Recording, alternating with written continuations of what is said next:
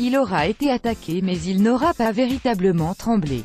Leader du général au départ de cette dernière étape, Alejandro Valverde, Movistar, n'a pas craqué pour remporter ce dimanche son troisième Tour de Catalogne, après 2009 et 2017, à l'issue d'une septième étape remportée en solitaire par Simon Yates, Michelton Scott. L'Espagnol est accompagné sur le podium par son équipier Nairo Quintana, Movistar, 29, et le Français Pierre Latour, AG2R La Mondiale, 47, alors qu'Egan Bernal, deuxième au départ, a violemment chuté dans le final. Pourtant, le Colombien de la Sky réalisait jusqu'ici la course que l'on attendait de sa part. Après avoir suivi la première attaque du Murcien à 24 km de l'arrivée, le grimpeur de 21 ans a tenté à son tour de décrocher l'Espagnol avec une grosse accélération dans l'ascension de Montjuïc, à 3 tours de l'arrivée. Sans succès. Et finalement lorsque son équipier Horace est tombé, positionné alors juste devant Bernal et le porteur du maillot blanc et vert, que Valverde a le plus été mis en danger. Mais l'Espagnol a su l'éviter.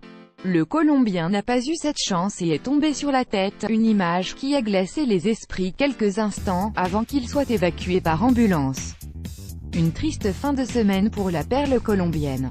Vidéo, tombé lourdement, Bernal a tout perdu, sa chute en vidéo. Latour sauve son podium de justesse dès lors, la victoire finale de Valverde ne faisait plus vraiment de doute et c'est la lutte pour la troisième place qui a animé la fin d'une étape complètement folle, impossible à contrôler et où les attaques se sont multipliées, sans jamais voir un groupe prendre une seule minute d'avance. Le bon coup est finalement parti à 15 km de l'arrivée, à l'initiative de Marc Soler, Movistar.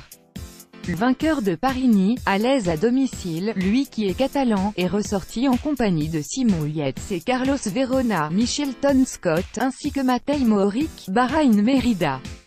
Un coup destiné notamment à aller chercher la troisième place du nouveau général, virtuellement pour Latour depuis l'abandon de Bernal. Respectivement 5e et 6e du général au départ de cette dernière étape, Yates et Soler se sont logiquement isolés en tête dans la dernière ascension de Montjuïc, mais l'Espagnol a craqué face au jump du Britannique, qui s'est vite envolé vers sa deuxième victoire de la saison.